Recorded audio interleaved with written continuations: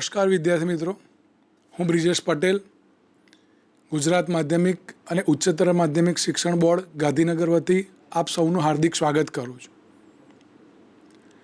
આપણે આના આગળના ભાગની અંદર જૈવિક અને અજૈવિક ઘટકો વિશે અભ્યાસ કર્યો હતો. જીવાવરણ, વાતાવરણ, જલાવરણ, આ બધી જ વાતોનો ધીરે ધીરે અભ્યાસ કરતાં કરતાં આપણે એટલે સુધી પહોંચ્યા હતા કે ઓક્સિજન અને કાર્બન ડાયોક્સાઇડનું કેવી રીતે સ્થાપન થતું રહેલું છે. બીજી એક અચરજ પ્રમાણે એ વાત આપણે છેલ્લે કરતા હતા, એને ફરી યાદ કરી લઈએ તો આગળના ટોપિક ઉપર જવામાં આપણને સરળ પડશે. છેલ્લે આપણે એ મુદ્દા ઉપર અટક્યા હતા કે ચંદ્ર અને પૃથ્વી બંને લગભગ સૂર્યથી સમાન અંતરે છે. તે છતાં સૂર્યના તાપમાનમાં ચંદ્રના તાપમાનમાં અને પૃથ્વીના તાપમાનમાં બહુ જ મોટો તફાવત જોવા મળે છે. એકવાર ફરીથી આપણે એ સ્લાઇડને જોઈશું તો કેટલો તફાવત છે એ આપણને ખબર પડશે. આ સૂર્ય છે, આ ચંદ્ર છે. આખા ચંદ્ર પૈકી સૂર્યમાંથી જે કિરણો એની ઉપર પડે છે એ આપણો આ જે ભાગ આપણે અત્યારે જોઈએ છે એના દિવસ ગણ્યો છે, અને આ બાજુનો ભાગ રાતનો છે. આપણને ખબર જ છે કે જે બાજુ સૂર્યનો પ્રકાશ પડે એને દિવસ કહેવાય, ન પડે એ તરફ રાત હોય છે. એ જ રીતે આપણો ગ્રહ જેની ઉપર આપણે રહીએ છીએ એટલે પૃથ્વી, તો પૃથ્વી ઉપર પણ સૂર્યનો પ્રકાશ જ્યારે પડતો હોય ત્યારે આપણે એ દિવસ ગણવામાં આવે છે, બાકીના ભાગમાં રાત હોય છે. સૂર્યના કિરણો જ્યારે બંને ગ્રહ ઉપર પડે છે તો આપણે આગળ વાત કરીએ એ પ્રમાણે બંને ગ્રહો સમાન અંતરે છે. એના અંતરમાં લગભગ થોડોક તફાવત છે, પણ નિગ્લિજિબલ તફાવત છે. સામાન્ય રીતે આપણે જો સમજવા માટે એવું કહી શકીએ કે બંને સમાન અંતરે છે સૂર્યથી. તે છતાં ચંદ્ર ઉપર દિવસનું તાપમાન 110°C જેટલું હોય છે, અને પૃથ્વી ઉપર દિવસ દરમિયાનનું એવરેજ તાપમાન આ કાઢેલા છે. એવરેજ તાપમાન એ 40°C જેટલું હોય છે. તો તાપમાનનો આટલો મોટો તફાવત કેમ પડે? બંને સમાન અંતરે હોય તો કદાચ કોઈક વધારે નજીક હોય. આપણે આગળ જોઈએ કે આપણા નીચેના ધોરણોમાં જોયું હશે કે બુધ છે એ સૂર્યથી સૌથી નજીકનો છે અને પૃથ્વી એ થોડેક એનાથી દૂર છે. તો બુધ ઉપર તાપમાન વધારે થાય એ કદાચ આપણને એટલે પણ માની લઈએ કે બુધ એ સૂર્યથી નજીક છે, પણ ચંદ્ર એ તો પૃથ્વીનો ઉપગ્રહ છે અને બંને લગભગ સમાન અંતરે આવેલા છે. તો સૂર્યના કિરણો તો બંને ઉપર સમાન અંતરેથી પડે છે. તો પેલો બુધ તો કદાચ નજીક છે, બુધ ઉપર પણ કેમ છે એનું બીજું એક વૈજ્ઞાનિક કારણ અલગ છે, પણ માનવા માટે આપણે એવું માની શકીએ છીએ મિત્રો કે બુધ ઉપર નજીક હોવાના કારણે કદાચ વધારે તાપમાન હોઈ શકે. વૈજ્ઞાનિક કારણ એના પણ બીજા જ છે, આપણે સમજીશું એટલે ખ્યાલ આવી જશે. પણ ચંદ્ર અને પૃથ્વી બધા બે સમાન અંતરે હોવા છતાં તાપમાનનો આટલો મોટો તફાવત કેમ છે સમજવાનું આપણે એ છે અત્યારે અગત્યની વાત. એ જ રીતે જોઈએ તો રાત્રિ દરમિયાન -190°C તાપમાન ચંદ્રનું થઈ જાય છે. તમે આ તફાવત નાનો તફાવત ન કહેવાય મિત્રો. 110°C તાપમાન બપોરનું હોય, દિવસ દરમિયાનનું હોય, અને રાત્રે સડનલી -190 એટલે કેટલું નીચું તાપમાન ગણાય. ખાલી 10°C થાય તો પણ પાણી બરફ 0°C તાપમાન થાય તો પણ પાણી એ બરફ બની જાય છે. કોઈક વખતે પેપરોની અંદર આપણે સાંભળ્યું હશે કે લેહ લડાખની અંદર -40°C તાપમાન થઈ ગયું. તો ત્યાં આપણા સૈનિકો જે આપણા માટે દિવસ રાત કામ કરી રહ્યા છે એ લોકોની શું સ્થિતિ થતી હશે? કલ્પના કરો, -40°C અંદર પેપરોની અંદર જાહેરાતોથી આપણે ધ્રુજી જઈએ છીએ. અરે આપણું જે રહીએ છીએ અત્યારે જે વિસ્તારની અંદર, એ વિસ્તારની અંદર તાપમાન માત્ર ક્યારેક 10-12°C થઈ જતું હોય નીચું તાપમાન, તો પણ આપણને એમ લાગે કે બહુ જ ઠંડી થઈ ગયું છે, બહુ ઠંડી લાગે છે. તો -40° થાય છે લેહ લડાખમાં. તો કલ્પના કરો કે આ તો ચંદ્ર ઉપર -190 કેટલું નીચું તાપમાન. અને એ પણ શા માટે અચરજ છે કે દિવસ દરમિયાન 110 છે, એકદમ ઊંચું તાપમાન છે, અને રાત્રિ દરમિયાન -190°C થઈ જાય છે. તો આ જે તાપમાનનો જે આટલો મોટો તફાવત છે એ કેવી રીતે થાય છે? એની સામે પૃથ્વીનું આપણે જો તાપમાન જોઈએ તો દિવસ દરમિયાનનું તાપમાન 40°C છે, અને રાત્રે બહુ તો ઘટી અને એવરેજ એ 0°C તાપમાન તરફ જતી રહે છે. આ એવરેજ છે, બધી જગ્યાએ 0° થઈ જાય છે એવું નથી. પરંતુ સમગ્ર રીતે જો પૃથ્વી ઉપર ગણવામાં આવે તો એનો સરેરાશ જો લેવામાં આવે તો સરેરાશ તાપમાન રાત્રિનું 0°C થઈ જાય છે.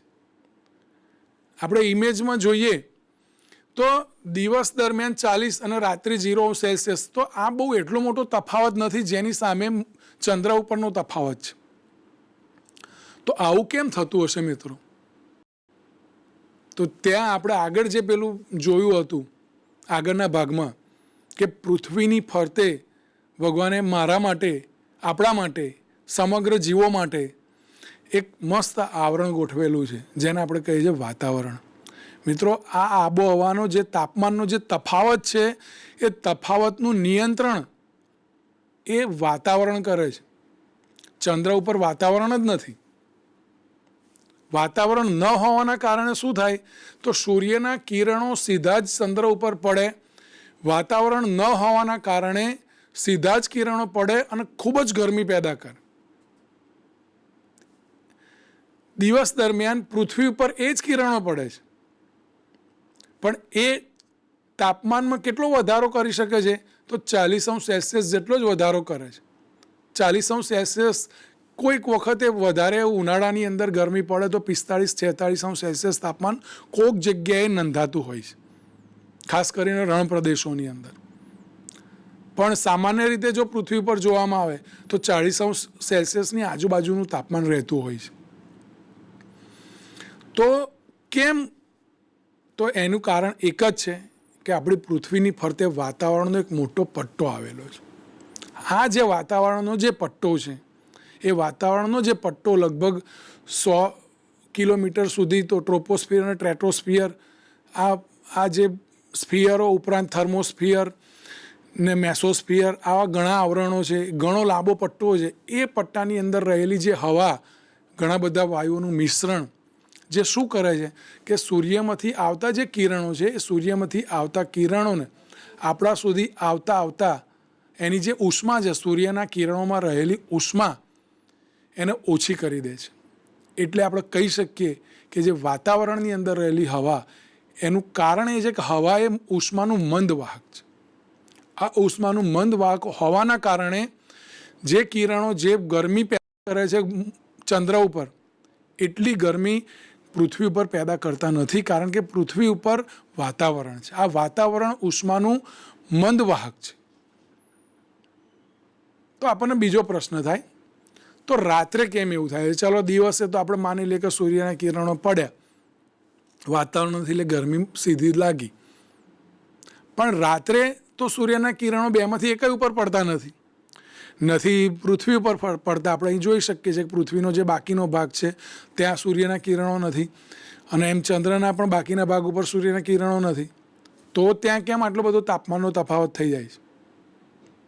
તો એનું પણ કારણ જો કશું કહેવું હોય તો એક જ કારણ છે કે વાતાવરણ એટલે કે હવા એ ઉષ્માનું મંદ વાહક છે. પાછળની સ્લાઇડમાં આપણે ફરી જોઈએ કે આ જે એરા છે, આ બહુ મહત્ત્વની વાત છે કે આ જે એરા છે એ એવું નિદર્શન કરે છે કે ચંદ્ર ઉપર વાતાવરણ જે છે એ વાતાવરણ નહિવત, એટલે છે જ નહીં, વાતાવરણ જ નથી. એના કારણે ઉષ્મા જે છે એ દિવસ દરમિયાન જે ભેગી થઈ એ સૂર્યના કિરણો ન હોવાના કારણે એ બધા જ કિરણો એકદમ જ બહાર નીકળી જાય છે, બધા જ નીકળી જાય છે. અને એટલી ગરમી હોવા છતાં રાત્રે બધી જ ઉષ્મા બહાર ફેંકી દે છે, ચંદ્ર પરાવર્તિત થઈ જાય છે એમાંથી, ત્યારે એકદમ જ -190°C થઈ જાય છે. પણ પૃથ્વી પરનું વાતાવરણ જાળવી રાખવા માટે તમે જુઓ કે એરો મેં બતાવ્યું છે, કંઈ અંદરની તરફ વધારે છે, બહાર ઓછા છે. એનો મતલબ એ બતાવે છે કે પૃથ્વી ઉપર વાતાવરણ જે છે એ ઉષ્માનો સંગ્રહ કરી રાખે છે, ઉષ્માનું સંચય કરી રાખે છે. એ ઉષ્માને એકદમ બહાર જવા દેતી નથી, ઉષ્માનો સંચય થાય છે અને એટલે એટલું બધું તાપમાન ઓછું થઈ જતું નથી. એટલે આ ઘટનાનું મુખ્ય કારણ શું છે એ તમને ખ્યાલ આવી ગયો હશે કે હવા એ ઉષ્માની મંદવાહક છે. આમ આબોહવાના નિયંત્રણ માટે વાતાવરણ ખૂબ જ જરૂરી છે. હવા એ આબોહવાનું નિયંત્રણ કરે છે. દિવસના સમયે વાતાવરણ પૃથ્વીના સરેરાશ તાપમાનને જાળવી રાખે છે, તેમજ સમગ્ર વર્ષ દરમિયાન પણ આ જ રીતે તાપમાન જાળવી રાખે છે. વાતાવરણને કારણે દિવસે તાપમાન અચાનક વધી જતું નથી અને રાત્રે એકદમ ઘટી જતું નથી. મિત્રો, જો વાતાવરણ ના હોય તો તમે કલ્પના કરી શકો છો કે ચંદ્રની જેમ દિવસે તાપમાન ખૂબ જ વધી જાત અને રાત્રે ખૂબ જ તાપમાન ઘટી જાત, પરંતુ પૃથ્વી પર આવું થતું નથી. એટલે મિત્રો, ભગવાનનો આભાર માનવો જોઈએ કે ભગવાન તે અમને જીવાડવા માટે, મારા જેવા અન્ય કેટલાય સજીવો છે એને જીવાડવા માટે આવા વાતાવરણની રચના કરી. મિત્રો, ખરેખર જો હું કહું તો આ પ્રકરણ એ કદાચ પરીક્ષાની દ્રષ્ટિએ તો બહુ ઓછું વેટેજ છે એનું, 5-7 માર્ક્સનું, 5-1 માર્ક્સનું વેટેજ હશે, પરંતુ ભગવાને મને આ જન્મ આપ્યો છે ને એને સમજવા માટે આ પ્રકરણ બહુ જ અગત્યનું છે. આ જે નૈસર્ગિક સ્ત્રોતો ભગવાને મારા માટે જે નિર્માણ કર્યા છે ને, આ નૈસર્ગિક સ્ત્રોતો જો ના હોત તો મારું શું થાત? શું હું આજ પૃથ્વી ઉપર રહી શકતો? અને એટલે જ કદાચ આ વિચારોથી, આ વિજ્ઞાન છે ને એ માણસના નૈસર્ગિક સ્ત્રોતો ઉપર પ્રેમ ઊભો કરે છે મિત્રો. અને એટલે મારી પૃથ્વી એ મારી છે અને એ જો જે દિવસે મને મારી લાગશે ને એ દિવસે, કેમ કે એ મારી શા માટે છે? તો ભગવાને મને જીવાડવા માટે આવા સરસ મજાનું વાતાવરણ તૈયાર કર્યું કે જે વાતાવરણની અંદર તાપમાનનો આટલો અચાનક ઘટાડો પણ નથી થતો કે એકદમ વધારો પણ થતો નથી, જળવાઈ રહે છે, સામાન્ય તાપમાન જળવાઈ રહે છે. આમ આબોહવાનું નિયંત્રણમાં વાતાવરણ ખૂબ અગત્યનો ફાળો ભજવે છે, ફાળો આપે છે. એનો ભાગ બહુ મહત્ત્વનો છે મિત્રો. આગળ જોઈએ તો કોઈક જગ્યાએ આપણને આવું દિવસ દરમિયાન બહુ જ ગરમીના કારણે ક્યારેક થોડોક ઠંડો પવન આવે તો આપણને એક આહલાદકતા લાગે છે. અહીં આકૃતિમાં જોઈ શકીએ છીએ કે એક ઠંડો પવન જ્યારે વહેતો હોય, મંદ પવન વહેતો હોય ત્યારે આ પ્રકારનું કંઈક વાતાવરણ આપણને જોવા મળતું હોય છે. તો ક્યારેક તેજ વાતાવરણ થઈ જાય, તેજ પવન થઈ જાય, એકદમ ફાસ્ટ પવન જ્યારે ઉત્પન્ન થતો હોય ત્યારે આખા વૃક્ષોને નમાઈ દેતો હોય. આ જોઈને પ્રશ્ન થાય કે ક્યારેક પવન ધીમો વાતો હોય છે તો ક્યારેક પવન એકદમ ફાસ્ટ મુવમેન્ટ લેતો હોય છે, ફાસ્ટ વહેતો હોય છે. આવું કેમ થાય છે? તો ક્યારેક મિત્રો એના કરતાં પણ ભયંકર સ્થિતિ પ્રાપ્ત કરે પવન, ત્યારે આપણે એને બોલીએ છીએ ચક્રાવાત. આ એક આકૃતિમાં આપણા ભારતના દક્ષિણ ભાગની અંદર ઉત્પન્ન થયેલા ચક્રાવાતનો ફોટો છે. આની અંદર આપણે જોઈ શકીએ છીએ કે ભયંકર પવન ફૂંકાતો હોય. આપણને ખબર છે જ્યારે ચક્રાવાતની આગાહી થતી હોય ત્યારે ચક્રાવાતના લીધે થઈને કેટલું મોટું નુકસાન થતું હોય છે. અરે એની અંદર એટલી તાકાત હોય છે મિત્રો કે એ દરમિયાન એ કેટલી ગાડીઓ, કેટલાય વૃક્ષો, કેટલાય મકાનોને ઉથલ પાથલ કરી નાખે છે. દરિયામાં ફરતી સ્ટીમરોને ક્યાંય દરિયાની અંદર ફેંકી દે આપણને ખબર પડતી નથી. કિલોમીટરોના કિલોમીટર સુધી કેટલાય લોકોની ગાડીઓ એ ફેંકાઈ જતી હોય છે. ચક્રવાતનો સમય જ્યારે આવે ત્યારે આ અહીંયા આકૃતિ બંને જે આકૃતિઓ છે એ બંને આકૃતિઓની અંદર આપણે જોઈ શકીએ છીએ કે ચક્રવાતની સ્થિતિ થાય ત્યારે કેવી સ્થિતિ નિર્માણ થાય છે. આમ ક્યારેક મંદ પવન, ક્યારેક થોડોક ફાસ્ટ પવન, તો ક્યારેક આવી ચક્રવાતની સ્થિતિ કેમ નિર્માણ થતી હશે, આવું કેમ થતું હશે? આવા પ્રશ્નો આપણને સહજ થતા હશે. આવી એક જિજ્ઞાસા વૃત્તિ આપણને ખેંચી જતી હશે કે આવું કેમ થાય છે. અને એવા જ સમયે વિજ્ઞાન આપણને મદદ કરતું હોય છે કે આવું કેમ થાય છે. તો આપણે હમણાં આગળ જોયું કે પૃથ્વી ઉપર ભૂમિ જે ભાગ છે, જમીન, એ આપણને ખબર છે કે ક્યાંક ખડકાળ છે, ક્યાંક રેતાળ છે, તો ક્યાંક જંગલોથી આચ્છાદિત છે. આ ભૂમિના ભાગ ઉપર આ સમજતા પહેલાં બીજી એક વાત આપણે કરી લઈએ મિત્રો, કે સામાન્ય જે તમને મને બધાના અનુભવ થતો રહેલો છે, ઉનાળાના દિવસોમાં ખાસ એ આપણને એકદમ નોંધનીય રીતે આપણે એને જોતા હોઈએ છીએ. પહેલાં આપણે એને સમજી લઈએ કે તમને અનુભવ થયો હશે, મને પણ આવો અનુભવ થાય છે કે મારા ઘરની બહાર પાર્કિંગ એરિયાની અંદર માની લો કે એક એરિયા એવો છે કે જ્યાં ટાઇલ્સો લગાડેલી છે, અને ક્યાંક એક એરિયા એવો છે કે નાનો બગીચો છે અને ત્યાં ઘાસ ઉગ્યું છે. ઘાસ ઉગે એટલે ત્યાં સ્વાભાવિક છે કે આપણે પાણી એને આપતા હોઈએ તો જે થતું હોય. તો હું ઘાસવાળી જમીન ઉપર અને ટાઇલ્સવાળી જમીન ઉપર બંનેમાં મારા બે અલગ અલગ પગ રાખું બપોરે 12 વાગ્યા પછી, તો મારો બધાનો અનુભવ શું કહેશે? તો આપણને ટાઇલ્સવાળો જે ભાગ છે એ વધારે ગરમ લાગે છે ઘાસવાળા ભાગ કરતાં. બીજું એક એની સાથે આવું જ એક કમ્પેરિઝનવાળી બીજી વાત લઈએ કે માની લો કે મારા ઘરની બાજુમાં ક્યાંક પાણીનો સ્ત્રોત છે, પાણી ભરેલું ખાબોચિયું છે, અને મારા ઘરની એક ખાબોચિયાની બાજુમાં એક રોડ છે. એ રોડ ઉપર એક પગ રાખવું ઉનાળામાં બપોરે 12 વાગ્યા પછીની વાત કરું છું, તો આપણને એ અનુભવનો ખબર પડશે કે એ જે પાણી છે એ પાણીમાં એક મારો પગ રાખું અને એક પગ હું રોડ ઉપર રાખું, રસ્તા પર રાખું, તો પણ આપણો અનુભવ શું થાય છે? તો રસ્તા ઉપર મૂકેલો પગ એકદમ ઝડપથી આપણે ઉપર લઈ લઈએ છીએ, પણ પાણીમાં મૂકેલો પગ આપણને એટલી તાપમાનની અસર આપણા શરીર ઉપર થતી નથી. એટલે જ મિત્રો ઉનાળામાં ક્યારેક આપણે જોઈએ છે કે મોટાભાગના લોકો બપોર પછી એ નદીમાં નાહવા જતા હોય છે, પણ એ જ બપોર પછી નદીની બાજુમાં રહેલા કિનારા ઉપર જ્યારે પગ મૂકવામાં આવે ત્યારે શું થાય? તો તરત જ આપણો પગ આપણે ઉપર લઈએ છીએ.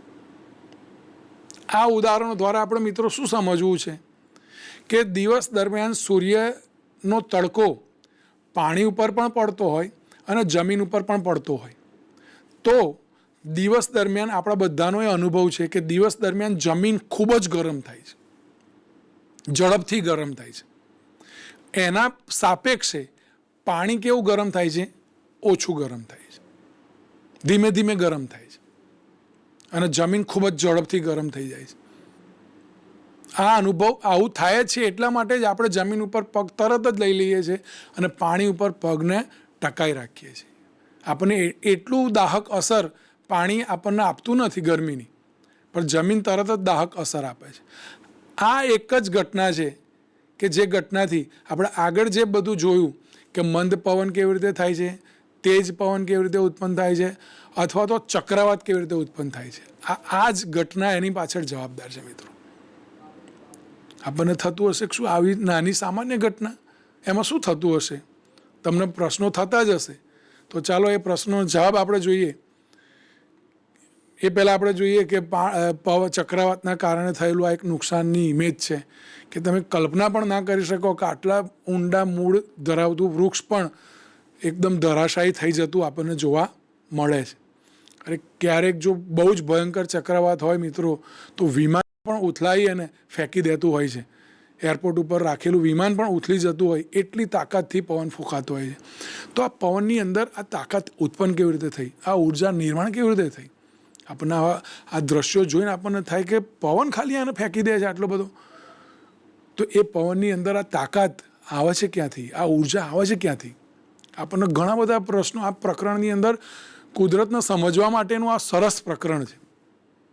કેટલા બધા ઘટનાઓ બને છે કે જે ઘટનાઓ કેમ બનતી હશે, આવા પ્રશ્નો થાય આપણને. તો મિત્રો ચલો આપણે એને સમજવાનો પ્રયત્ન કરીએ. તો અહીંયા સ્લાઇડની અંદર જોઈએ કે પવન નિર્માણ કેવી રીતે થાય છે. તો પહેલાં એ સમજી લે પવન એટલે શું. તો ગતિશીલ હવાને પવન કહે છે. આપણે ઘણીવાર એવું બોલીએ છીએ કે પવન પડી ગયો. પવન પડી ગયો એટલે શું? તો મારી આજુબાજુની જે હવા છે એમાં ગતિ અટકી ગઈ એટલે પવન પડી ગયો. તો આમ ગતિશીલ હવાને પવન કહે છે. તો આપણને પ્રશ્ન થાય કે પવન ઉદ્ભવે કેવી રીતે, વરસાદને આપણી તરફ કોણ ખેંચી લાવે છે? તો આ બધા પ્રશ્નોનો જવાબ આપણે સમજવાનો પ્રયત્ન કરીએ તો આ બધી જ ઘટનાઓ કેમ થાય છે. તો આ બધા જ ઘટનાઓ વાતાવરણમાં હવા ગરમ થવાથી અને પાણીની બાષ્પ બનવાના લીધે થાય છે. પાણીની બાષ્પ ઉત્પન્ન કેવી રીતે થાય? તો એના બે કારણો છે. એક સજીવોની વિવિધ પ્રવૃત્તિઓના કારણે પાણીની બાષ્પ બને છે અને પાણીના ગરમ થવાથી થાય છે. તો સ્થળજ એટલે કે જમીનવાળો ભાગ અને જલજ એટલે પાણીવાળો ભાગ પરથી વિકિરણોનું પરાવર્તન થાય છે અને વાતાવરણ ગરમ થાય છે અને હવામાં ઉષ્માનો સંચાર થાય છે.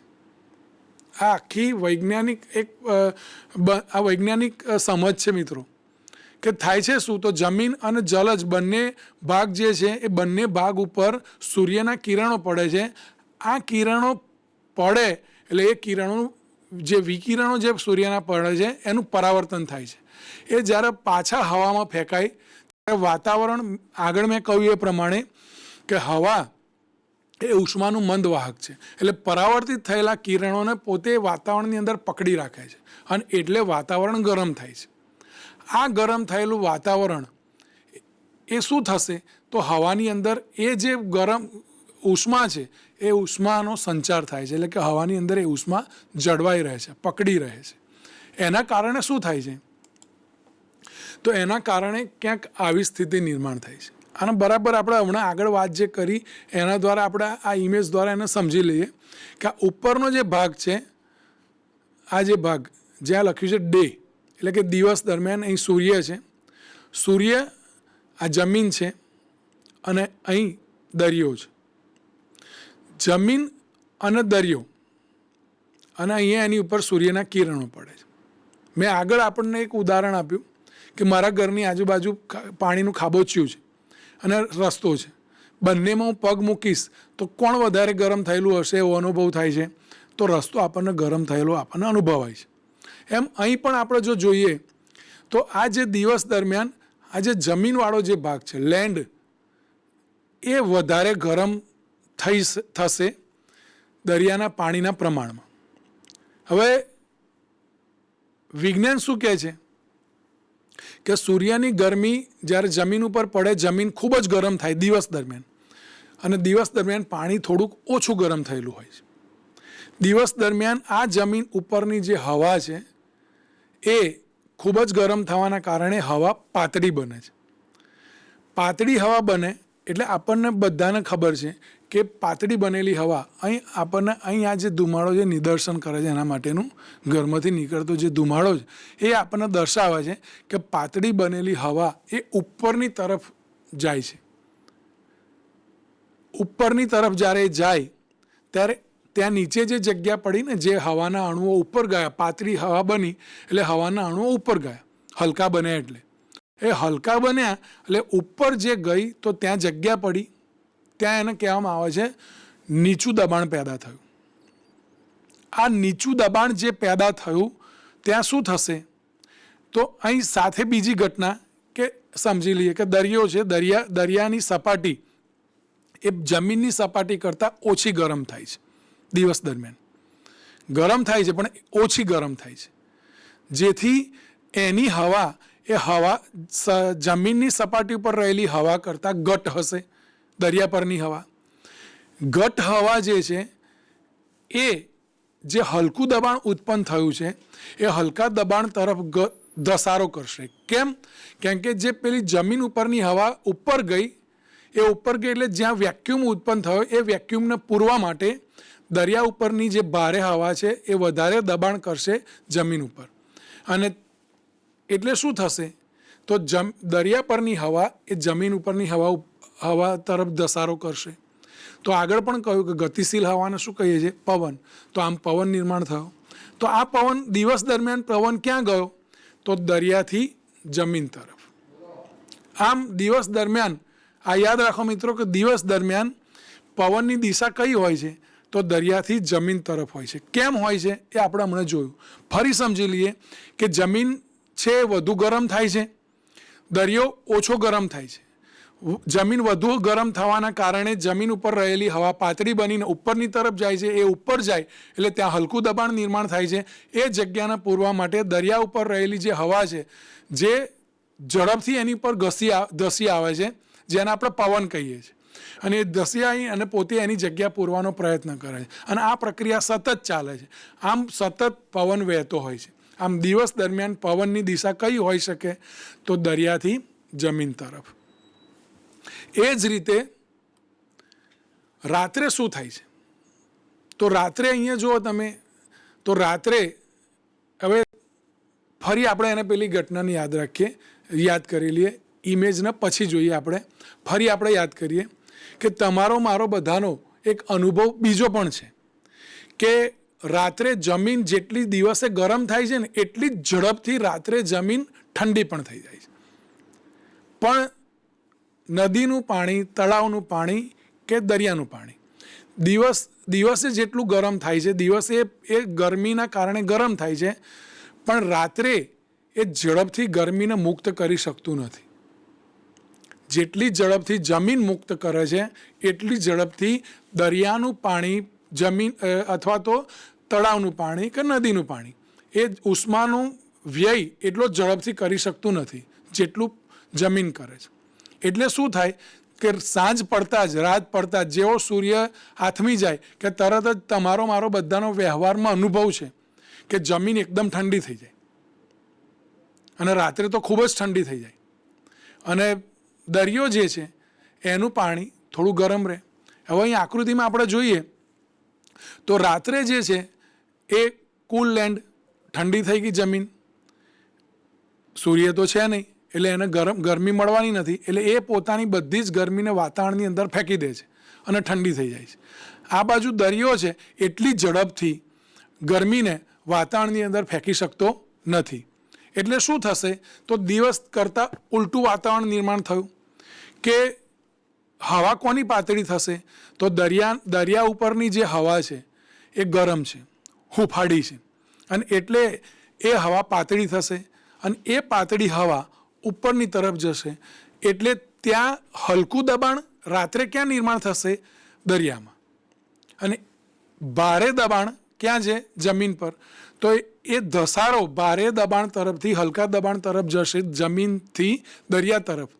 અને એટલે એ પવન કઈ બાજુ જશે? તો અહીં આપણને આકૃતિમાં અહીં ઘરનું અહીં બતાવ્યું છે કે જે ધુમાડો છે જે દિવસે જતો તો ઉપરની તરફ, એ જ ઘરમાંથી જો ધુમાડો નીકળતો હોય તો રાત્રે દરિયા તરફ જાય છે. આમ રાત્રે જમીનથી દરિયા તરફ પવન વહેતા હોય છે.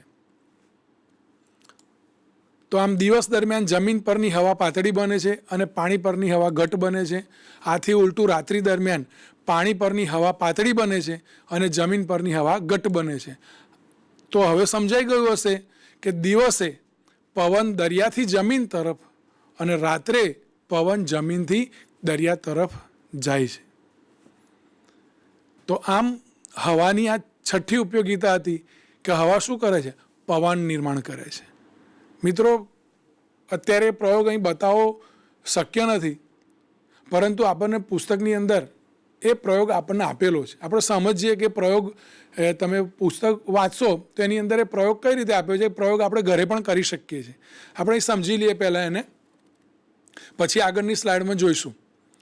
તો જે એક બીકર લઈએ, બીકરની અંદર મીણબત્તી મૂકી દઈએ અને સળગતી મીણબત્તી એ મૂકીએ અને એક અગરબત્તી આપણે સળગાવીએ તો અગરબત્તીમાંથી નીકળતો ધુમાડો, બરાબર. તો એ પ્રયોગને આપણે સમજવું હોય તો બીકરની અંદર મીણબત્તી મૂકી મીણબત્તી જે છે એ ગરમ થશે, એટલે મીણબત્તીની જ્યોતના લીધે બીકરની અંદર રહેલી જે હવા છે એ ગરમ થશે. આ બાજુ બીકરની બહાર વાતાવરણ કેવું છે? ઠંડુ, એટલે એ હવા ગરમ થતી નથી.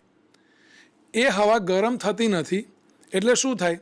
તો જે હવા ગરમ નથી એ ઘટ છે અને જે હવા ગરમ છે એ પાતળી છે. આમ હવે એ પ્રયોગમાં શું કરવાનું છે? તો અગરબત્તીને તમે એક વખત બીકરની બહાર, એટલે કે બહારની કોઈ બી જગ્યાએ રાખશો અને એના ધુમાડાનું જો જોશો તો અગરબત્તીનો જે ધુમાડો છે એ અસ્તવ્યસ્ત દિશામાં ગતિ કરતો હોય છે, આગળ પાછળ ગમે ત્યાં ફેલાઈ જતો હોય. આ પ્રયોગ મિત્રો કરવા જેવો છે, ઘરે પ્રયોગ કરી જોજો. અને જો એ જ અગરબત્તીને હું બીકરની નજીક થોડોક સમય પછી લઈ જાઉં, એટલે મીણબત્તી સળગાઈને તરત જ નહીં પણ થોડોક સમય પછી, સળગ્યા પછી એને જો હું લઈ જઈશ બીકરના મુખ નજીક, તો એ અગરબત્તીમાંથી નીકળતો ધુમાડો એ એકદમ સીધી દિશામાં જ જાય છે. પછી પાછી અગરબત્તીને ક્યાંક દૂર લઈ જઈશ બીકરથી તો એ જ ધુમાડો અસ્તવ્યસ્ત દિશામાં ગતિ કરે છે. આવું કેમ થાય છે? તો મિત્રો આ એક નાનો પ્રયોગ છે, એ બતાવે છે કે પવન નિર્માણ થયું. જ્યાં હવા પાતળી બની એટલે પાતળી હવાને બીકરની આજુબાજુની જે હવા છે એને એકદમ બીકરથી દૂર રહેલી હવા એ બીકર ઉપર હલકું દબાણ ઉત્પન્ન થાય છે. એ હલકું દબાણ ત્યાં ધસારો કરે આજુબાજુની હવા અને એ હવા ઉપરની તરફ જાય એટલે પેલા જે ધુમાડો છે એને ધક્કો લાગે અને સીધી દિશામાં ઉપરની તરફ ગતિ કરે છે. આમ પવન આ રીતે નિર્માણ થતા હોય છે. આપણે આગળ હવે સ્લાઇડમાં જોઈએ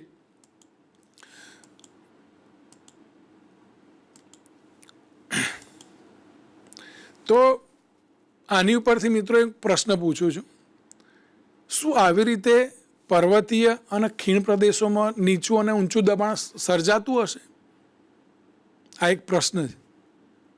પર્વતીય પ્રદેશો અને ખીણ પ્રદેશોમાં, કેમ કે જ્યાં પર્વત હોય ત્યાં ખીણ હોય જ, તો શું ત્યાં પણ આવા નીચા અને ઊંચા દબાણના ક્ષેત્રોનું નિર્માણ થતા હશે? આ એક વિચારવા જેવો પ્રશ્ન છે. ભલે આપણા પુસ્તકમાં નથી પણ એક સમજવા જેવો પ્રશ્ન છે.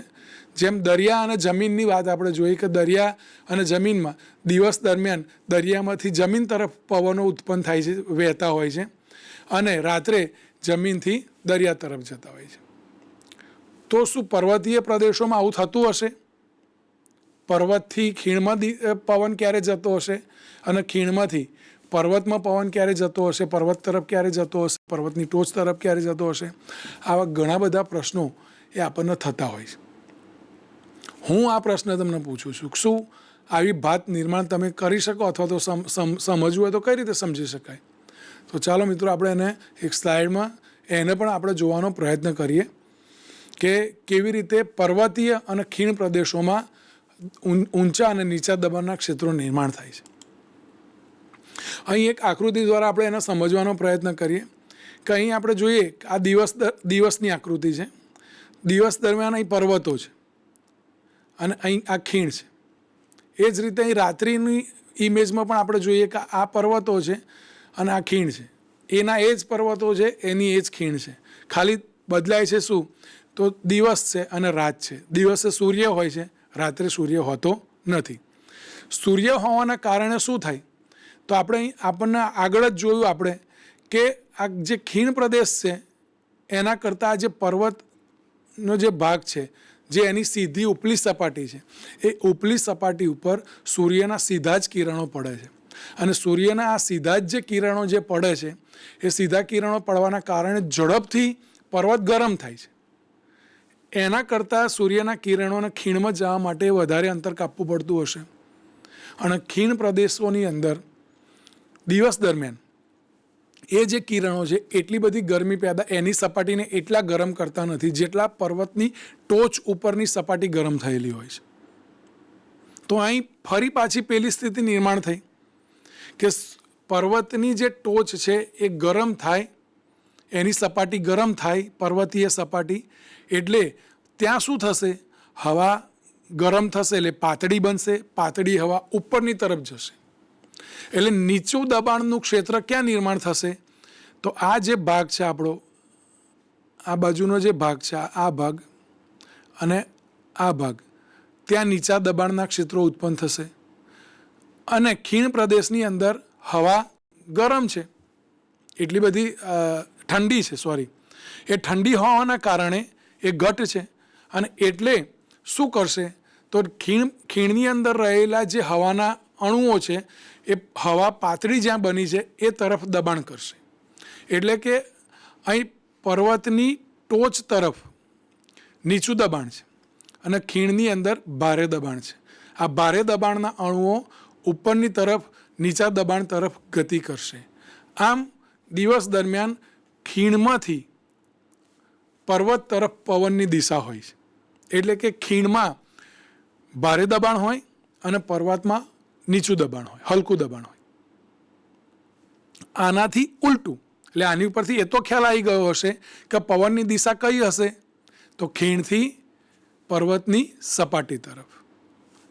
આનાથી ઉલટું રાત્રે જેટલા ઝડપથી દિવસ દરમિયાન પર્વતોની સપાટી ગરમ થઈ છે એટલા જ ઝડપથી પર્વતની સપાટી ઠંડી પણ થઈ જાય છે, જેના કારણે પર્વતની સપાટી ઉપરની જે હવા છે એ ભારે થઈ જાય છે. પણ ખીણ પ્રદેશ દિવસ દરમિયાન જે ગરમ થયો છે એ ગરમ જે હુંફાળું વાતાવરણ છે એ ઝડપથી ઠંડુ થતું નથી. અને એટલા માટે ખીણ પ્રદેશ એ પર્વતની ટોચની સપાટી કરતાં અથવા તો પર્વતની સપાટીના ભાગ કરતાં ખીણનો જે ઊંડો ભાગ છે એ ઊંડો ભાગ થોડો ગરમ હોય છે. એટલે ત્યાંની હવા ઠંડી પાતળી બનશે. એ પાતળી હવા ઉપર ચડશે. અહીં આપણને અહીં બતાવ્યું છે. એટલે હલકું દબાણ ક્યાં ઉત્પન્ન થયું? તો આ ખીણ પ્રદેશની અંદર હલકું દબાણ ઉત્પન્ન થયું. અને આજુબાજુના પ્રદેશો જે છે ત્યાં વાતાવરણ પર્વતની સપાટી ઉપરનું તો ઠંડુ છે, એટલે કે ત્યાં ભારે દબાણ છે. આમ ભારે દબાણના ક્ષેત્રો તરફ, એટલે કે પર્વતની સપાટી તરફથી ખીણના સપાટીમાં અંદરની તરફ પવનો વહેતા હોય છે. આમ દિવસ દરમિયાન પવનની દિશા એ ખીણથી પર્વતની સપાટી તરફ હોય છે અને રાત્રિ દરમિયાન પર્વતની સપાટી તરફથી ખીણ પ્રદેશ તરફ પવનો વહેતા હોય છે. આ એક વધારાની માહિતી તરીકે આપણે એને સમજવાનો પ્રયત્ન કર્યો. આમ ઘણા બધી જગ્યાએ આવી બ્રિજ રચાતી હોય છે, આવી સ્થિતિની નિર્માણ થતું હોય છે. ક્યારેક મિત્રો આપણે એવું પણ જોયું હોય છે, આપણા વ્યવહારની અંદર આપણે જોઈએ, આ તો એક પર્વત, ખીણ, જમીન અને દરિયાની વાત કરી. ક્યારેક આપણે મિત્રો સમજીએ આપણે અહીંયા કે ક્રિકેટના મેદાનની અંદર, માની લો કે ઉનાળાની અંદર આપણે બધા ક્રિકેટ રમીએ છીએ. ખૂબ જ ગરમીમાં રજાઓના દિવસો દરમિયાન આપણને નાનપણમાં, બાળપણની અંદર ગરમીનો અહેસાસ બહુ થતો હોતો નથી, ખબર ના પડે રમતમાં, એટલે આપણે ક્રિકેટ રમતા હોઈએ. તો ક્યારેક બહુ જ બપોરનો સમય થઈ ગયો હોય, બપોરના સમય પછી એવું જોવા મળતું હોય કે માની લો કે એ ગ્રાઉન્ડ છે એ ડસ્ટી છે, એટલે કે ધૂળવાળું છે. તો કોઈક વખત, અને આજુબાજુનું વાતાવરણ જે આજુબાજુ છે એ આજુબાજુ માની લો કે ઘાસ છે અથવા તો મકાનો છે, તો સ્વાભાવિક છે કે ક્રિકેટનું ગ્રાઉન્ડ બહુ જ ગરમ થયું હશે.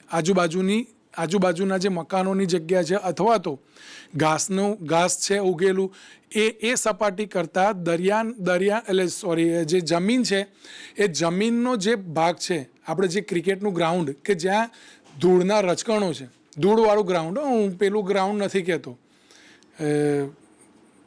ઘાસવાળું ગ્રાઉન્ડ નહીં, ધૂળવાળું જે ગ્રાઉન્ડ છે, એ ધૂળવાળું જે ગ્રાઉન્ડ છે એ આજુબાજુના વિસ્તાર કરતાં વધારે ગરમ થયું હશે. તો ક્યારેક તમને, મને બધાને આવો અનુભવ થયો હશે રમતા રમતા કે અચાનક એ જે ગ્રાઉન્ડ છે, ગ્રાઉન્ડની ધૂળ છે ને એ ઉડવા લાગી હશે, આમ ભમરી જેવી રચના કરે. અને એ ભમરી જેવી રચના કરી અને એ આજુબાજુની ધૂળને, આજુબાજુના નાના નાના પથ્થરોને એકદમ ઊંચેની તરફ ઉચકી લે છે. આવો તમને, મને બધાને આવો અનુભવ થયો હશે. તો એ કેમ અચાનક એવું ઉત્પન્ન થાય છે? શિયાળામાં એવું નથી થતું. ચોમાસામાં આવું ક્યારેય તમને એ ગ્રાઉન્ડમાં જોવા ના મળે, પણ ઉનાળામાં તો ખાસ જોવા મળે છે મિત્રો. તો એ પણ એ આ સ્થિતિ જ છે કે આજુબાજુની હવા જે છે એ વધારે ગરમ નથી, પણ જે ગ્રાઉન્ડ છે ગ્રાઉન્ડની હવા વધારે ગરમ છે, પાતળી બની એ ઉપર ગઈ અને આજુબાજુના વાતાવરણમાંથી એને ધક્કો મળી એટલે નીચું દબાણનું ક્ષેત્ર ગ્રાઉન્ડમાં રચાયું અને ભારે દબાણનું ક્ષેત્ર ક્યાં છે તો આજુબાજુના ઘરો અથવા તો આજુબાજુના ઘાસ ઉગેલો જે પ્રદેશ છે ત્યાં છે. અને ત્યાંથી ભારે હવા એકદમ હલકી હવા તરફ દબાણ કરશે અને પવન નિર્માણ થશે. તો પવન નિર્માણ આ રીતે થાય છે. તો આના દ્વારા એટલો ખ્યાલ આવ્યો છે કે પવન કેવી રીતે નિર્માણ થાય છે.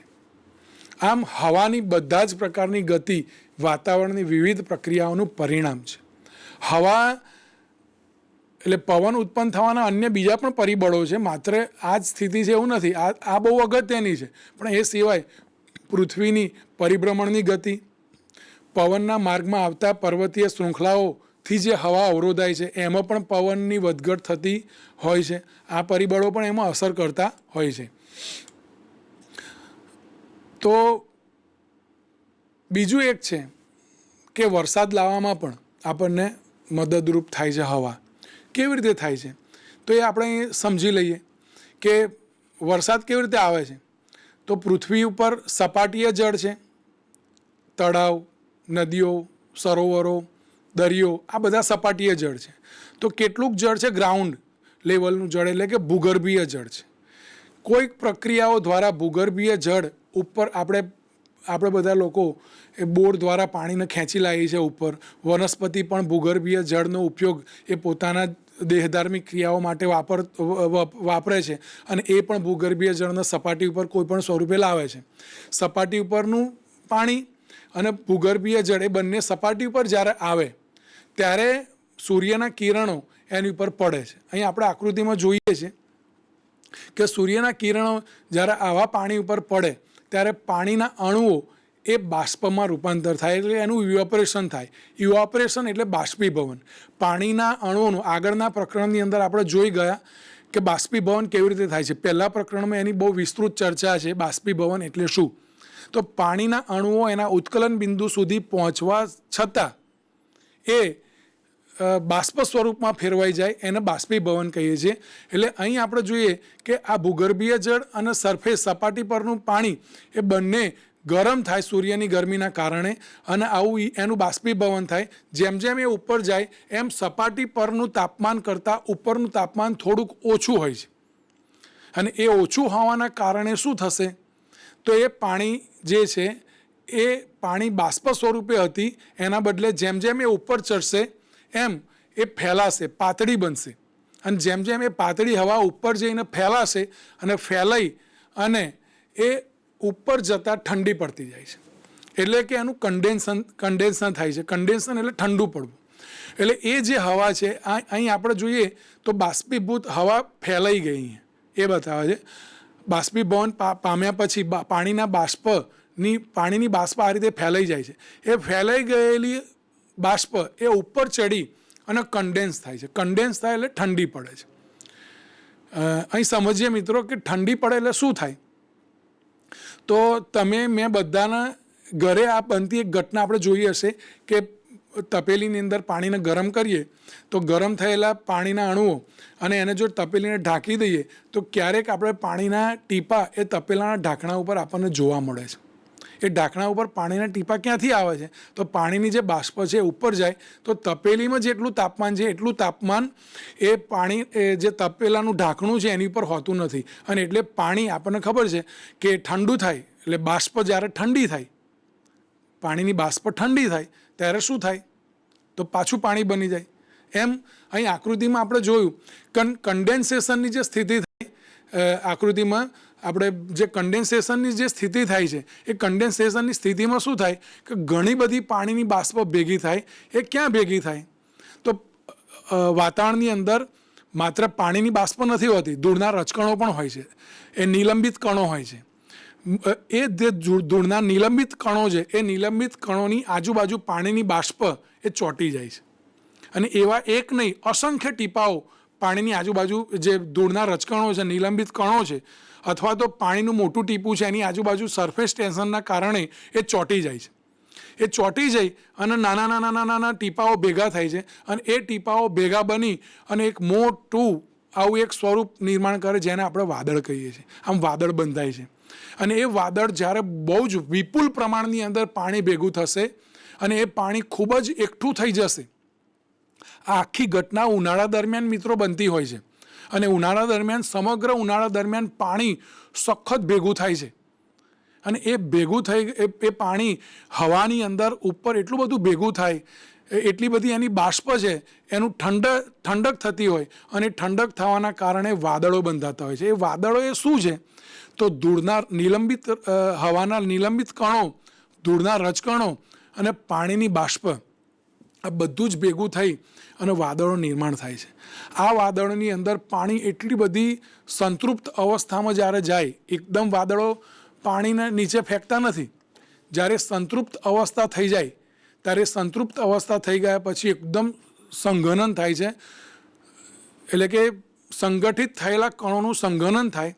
એ સંઘનન એટલું મોટું થાય કે પછી પૃથ્વીના ગુરુત્વાકર્ષણ બળના કારણે એ તરત જ એ જમીન તરફ ખેંચાઈ આવે. અને આપણે અહીં આકૃતિમાં જોઈએ કે એ વાદળની અંદર રહેલું જે પાણી છે એ સંઘનિત થયેલું પાણી એ પૃથ્વીના ગુરુત્વાકર્ષણના કારણે એ પૃથ્વી ઉપર ખેંચે આવે છે, જેને આપણે વરસાદ કહીએ છીએ. આમ સપાટી પરના જળનું બાષ્પીભવન થાય. બાષ્પીભવન થવાના કારણે પાણીની બાષ્પ હવાની અંદર રહેલા ધૂળના રજકણો, હવાના નિલંબિત કણોની આજુબાજુ ચોંટી જાય છે. એ ચોંટી અને નાના નાના નાના નાના ટીપા ખૂબ જ ઠંડા પડી અને એક મોટા ટીપાઓની અંદર રૂપાંતરિત થતા જાય, જેને આપણે વાદળ કહીએ છીએ. આ વાદળની અંદર જ્યારે પાણીની પૂરી સંતૃપ્તતા થાય, પ્રેસિપિટેશન થઈ જાય, ત્યારે એ પાણી એ પૃથ્વી તરફ ધસી આવે છે. ટીપા સ્વરૂપે આવે, ક્યારેક ધોધમાર આવે, ક્યારેક વાદળ ફાટી પણ નીકળે, ફાટી પણ જાય. તો આવી સ્થિતિ દ્વારા વરસાદ એટલે એ જે પાણી પૃથ્વી પર પાછું પડે છે એને આપણે કહીએ છીએ વરસાદ. આમ હવા એ વરસાદ લાવવામાં પણ આપણને મદદરૂપ થાય છે. ક્યારેક હવાનું તાપમાન ખૂબ જ નીચું થઈ જાય તો આપણે એને હિમવર્ષા કે કરાના સ્વરૂપમાં એ અવક્ષેપિત થાય છે અને આપણે હિમવર્ષા થઈ એવું કહીએ છીએ. આમ વરસાદ પાણીની પવનોની ભાત કે દિશા ઉપર આધાર રાખે છે. વરસાદની ચોક્કસ આગાહી કરી શકાતી નથી.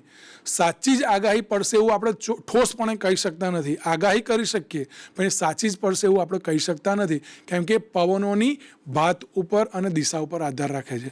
આપણે આગળ પણ જોયું કે પવનોની ભાત કે દિશા એ પર્વતો દ્વારા પણ બદલાય છે, પૃથ્વીના પરિભ્રમણ દ્વારા પણ બદલાય છે, તાપમાનના લીધે પણ બદલાઈ જાય છે. આમ પવનની દિશા બદલાવાના ઘણા બધા કારણો છે. એટલે વરસાદની આગાહી આપણે કરી શકીએ છીએ પણ ચોક્કસ જ વરસાદ પડશે એવું ઠોસપણે કહી શકતા નથી. તો મિત્રો આપણને એક પ્રશ્ન થાય, તો આપણા ભારત દેશની અંદર વરસાદની પેટર્ન કેવી છે, વરસાદ કઈ રીતે પડતો હોય છે? તો ચાલો આપણે એને ફરી એક ઇમેજ દ્વારા સમજવાનો પ્રયત્ન કરીએ કે ભારતમાં વરસાદની ભાત કેવી છે. તો ભારતમાં કાં તો વરસાદ આ જે ભાગ છે આ દક્ષિણ ભાગ છે અને આ ગુજરાત આપણું જે દિશામાં છે પશ્ચિમ દિશામાં છે. તો પશ્ચિમ અને દક્ષિણ વચ્ચેનો જે દરિયો છે હિન્દ મહાસાગર, ત્યાં આ જે સ્થિતિ મેં હમણાં આગળ વાત કરી વાદળો બંધાવાની, દરિયામાં વાદળો બંધાય છે અને એ વાદળો કેમ કે દરિયો બહુ જ મોટો છે એટલે ત્યાં વાદળોનું પ્રમાણ સૌથી વધારે હોય અને પવનો એ ભૂમિ તરફ ખેંચી લાવતા હોય છે. આમ ભારતની અંદર દક્ષિણ પશ્ચિમ પવનો વરસાદ લાવવામાં મદદરૂપ થાય છે. એ જ રીતે આ બાજુ પણ બંગાળની ખાડી છે. આ બંગાળની ખાડીમાં પણ આ જ સ્થિતિ નિર્માણ થાય જે આગળ વાત કરી અને એ સ્થિતિની અંદર પવનો જો આ દિશામાં આવે કે આ જે ભાગ છે આપણો એ ઉત્તર ભાગ છે અને આ જે ભાગ છે એ પૂર્વ ભાગ છે, તો ઉત્તર પૂર્વીય ભાગ પણ એ પવનોની દિશા એ ભૂમિ તરફ જો ખેંચી લાવે તો ભારત દેશની અંદર આ બે સ્થિતિના કારણે વરસાદ પડતો હોય છે.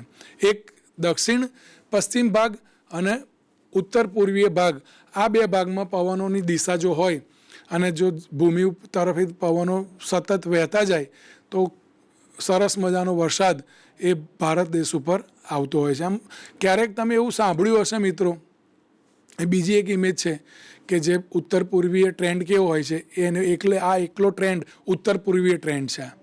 આ જે છે એ બંગાળનો ઉપસાગર છે, બંગાળની ખાડી, અને આ ઉત્તર પૂર્વીય ભાગ છે, એની તરફથી પવનો આ દિશામાં વહેતા હોય છે એ બતાવે છે અને વરસાદ લાવતા હોય છે. આ એક આકૃતિ એવી છે કે જે દક્ષિણ પશ્ચિમ ભાગમાંથી વહેતા પવનો કેવી રીતે વરસાદ લાવે છે એ બતાવે છે. આમ ભારતમાં ભૂમિ વિસ્તારમાં વરસાદ દક્ષિણ પશ્ચિમ કે ઉત્તર પૂર્વીય પવનના લીધે થાય છે. આપણે એવું પણ ક્યારેક સાંભળ્યું હશે કે બંગાળની ખાડી પર હવાનું દબાણ ઓછું હોવાના કારણે કેટલાક વિસ્તારોમાં વરસાદ થશે. આપણને આવી આગાહીઓ આપણે આવું સાંભળતા હોઈએ છીએ. તો આવી બધી ઘટનાઓ બનતી હોય છે અને ઘટનાઓના કારણે મિત્રો વરસાદ પડતો હોય છે. આમ હવાની ઉપયોગિતા આપણે જોઈએ ટૂંકમાં જો જાણી લઈએ તો આટલી છે કે હવા એ શ્વસન માટે જરૂરી છે, દહનની પ્રક્રિયા માટે જરૂરી છે, હવા એટલે વાતાવરણ, પ્રકાશ સંશ્લેષણની પ્રક્રિયા માટે જરૂરી છે, દરિયાઈ જીવોના શરીરના કવચ બનાવવા માટે જરૂરી છે, આબોહવાના નિયંત્રણમાં, પવનના નિર્માણની પ્રક્રિયામાં અને વરસાદ લાવવામાં. આમ વાતાવરણ એ આપણને આવી તો ઘણી બધી ઉપયોગિતા છે, પણ આપણા પુસ્તકની અંદર એની આ 7 ઉપયોગિતા આપેલી છે. મિત્રો, વાતાવરણની ઉપયોગિતાની આ સમરી છે, સારાંશ છે કે શ્વસન માટે, દહનની પ્રક્રિયા માટે, પ્રકાશોત્સર્જનની પ્રક્રિયા માટે, દરિયાઈ જીવોના શરીરના કવચના બનાવટ માટે, આબોહવાના નિયંત્રણમાં, પવનના નિર્માણમાં અને વરસાદ લાવવામાં આપણને વાતાવરણ એ ખૂબ જ મદદરૂપ થાય છે. ચોક્કસ મિત્રો, તમને આટલે સુધી આ પ્રકરણની અંદર ખ્યાલ આવી ગયો હશે એવી હું આશા રાખું. તો તમને અંદર ઉત્પન્ન થયેલા જેટલા પણ પ્રશ્નો હશે એ મેં મારી રીતે તમારી જિજ્ઞાસાને સંતોષવાનો પ્રયત્ન કર્યો હશે. તમને 100% હું એવી આશા રાખું કે તમને મજા પણ આવી હશે અને સમજ પણ પડી હશે. ફરી મિત્રો, આગળના ભાગમાં શું છે એ ફરી આપણે મળીશું ત્યારે વિસ્તૃત ચર્ચા કરીશું. આવી જ આકૃતિઓ દ્વારા સમજવાનો પ્રયત્ન કરીશું. તો ફરી મળીશું. નમસ્કાર.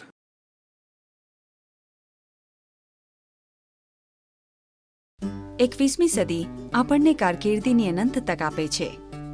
જે વિદ્યાર્થીઓ 10મા ધોરણ પછી શું કરવું, કઈ કારકિર્દી પસંદ કરવી એવી મૂંઝવણમાં હોય, તેઓ પોતાના રુચિની ક્ષમતાના આધારે ઘણા બધા ક્ષેત્રમાં કારકિર્દી બનાવી શકે છે. આવું એક ક્ષેત્ર છે કલા અથવા હ્યુમેનિટીઝ. ચાલો જાણીએ આ ક્ષેત્ર વિશે અને આ ક્ષેત્રમાં કારકિર્દીની વિવિધ તક વિશે. કલાના ક્ષેત્રને વિશ્વભરમાં હ્યુમેનિટીઝ અથવા હ્યુમન સાયન્સીસ તરીકે ઓળખવામાં આવે છે, કારણ કે તે વિષયોની વિશાળ શ્રેણીને આવરી લે છે. કલાનું ક્ષેત્ર ફક્ત ભાષાના અભ્યાસ સુધી જ મર્યાદિત નથી, પરંતુ તેમાં ઇતિહાસ, ભૂગોળ, રાજ્યશાસ્ત્ર, સમાજ વિજ્ઞાન, અર્થશાસ્ત્ર, મનોવિજ્ઞાન, તત્વજ્ઞાન, વિદેશી ભાષાઓ વગેરે વિષયોનો પણ સમાવેશ થાય છે. 10મા ધોરણ પછી ઉચ્ચતર માધ્યમિકના જનરલ સ્ટ્રીમમાં કલાના વિષયો પસંદ કરી શકો છો. ભાષાઓ અને વિષયોની પસંદગી કરતી વખતે વ્યક્તિની રુચિ, ક્ષમતા અને ભાવિ કારકિર્દીની તકને ધ્યાનમાં લેવા જરૂરી છે. જે વિદ્યાર્થીઓ વાંચન અને લેખન માટે ઊંડી રુચિ ધરાવે છે, તેઓ અર્થશાસ્ત્ર, મનોવિજ્ઞાન અથવા તત્વજ્ઞાન જેવા વિષયો પસંદ કરી શકે છે. નવી ભાષા શીખવામાં રુચિ ધરાવતા લોકો વિદેશી ભાષાઓને પસંદ કરી શકે છે. જો કે યાદ રાખજો કે અંગ્રેજીમાં પ્રાવીણ્ય વિકાસવાથી વિદેશી ભાષા શીખવામાં મદદ મળશે. ઇતિહાસ, ભૂગોળ, રાજ્યશાસ્ત્ર, સમાજ વિજ્ઞાન જેવા વિષયો એકબીજા સાથે સંકળાયેલા છે. યુપીએસસી અને જીપીએસસી, યુનિફોર્મ સર્વિસીસ, બેન્કિંગ વગેરે જેવી સ્પર્ધાત્મક પરીક્ષાઓ માટે આ વિષયોની મજબૂત સમજણ ઉપયોગી છે. મનોવિજ્ઞાન સાથે બેચલર ઓફ આર્ટ્સ ડિગ્રી પૂર્ણ કર્યા પછી કાઉન્સેલિંગ, માનવ સંસાધન, MBA વગેરે જેવી કારકિર્દીની પ્રાપ્તિ કરી શકાય છે. સામાજિક કાર્યનું વલણ ધરાવતા વિદ્યાર્થીઓ પાસે 12મા ધોરણ પછી સામાજિક કાર્યમાં બેચલર ડિગ્રી BSW મેળવવાનો વિકલ્પ હોય છે. ભૂગોળ સાથે બેચલર ઓફ આર્ટ્સ તમારા માટે મીટરોલોજી, GPS અથવા તો ઓશનોગ્રાફીમાં કારકિર્દી માટે દરવાજા ખોલી શકે છે. અર્થશાસ્ત્ર સાથે બેચલર ઓફ આર્ટ્સ તમારા માટે management, finance, business analytics, market research, ગ્રામીણ અર્થશાસ્ત્ર અથવા શેર બજારોમાં કારકિર્દીના પાયા નાખી શકે છે. જર્નલિઝમ અને માસ કમ્યુનિકેશન જેવા ક્ષેત્રોમાં પણ કલા ઉપયોગી છે. ઉપરાંત library science, museum studies, archaeology અને એન્થ્રોપોલોજીના ક્ષેત્રે ઘણી કારકિર્દીની તક છે. વિદેશી ભાષાના અભ્યાસ પછી અનુવાદમાં ઘણી તક છે. પ્રવાસી માર્ગદર્શક એટલે કે ભૂમિયા તરીકે કામ કરવું એ પણ એક આશાસ્પદ કારકિર્દી છે. જો કે કલા શાખા ઘણીવાર સામાન્ય અને ઓછી મોહક માનવામાં આવે છે, પરંતુ આજના યુગમાં તે વિશાળ સંભાવના ધરાવે છે. જો કલાના ક્ષેત્રમાં અભ્યાસ ઊંડાણથી, ગાઢ વાંચન અને લેખનની ટેવ અને ગાઢ ચિંતન સાથે કર્યો હોય તો આ ક્ષેત્રમાં તકની અછત નથી. કલા અથવા હ્યુમેનિટીઝ ઘણી સફળ કારકિર્દી માટે પાયો નાખ્યો છે. જો કોઈ નવી તક શોધવાની ઈચ્છા હોય તો કલા ચોક્કસપણે ઘણી નવી ક્ષિતિજોને ખોલશે. આ ક્ષેત્રમાં ઉપલબ્ધ રુચિ, ક્ષમતા અને અસંખ્ય તકના આધારે તમારા સપનાની કારકિર્દી પસંદ કરવાનું શક્ય છે.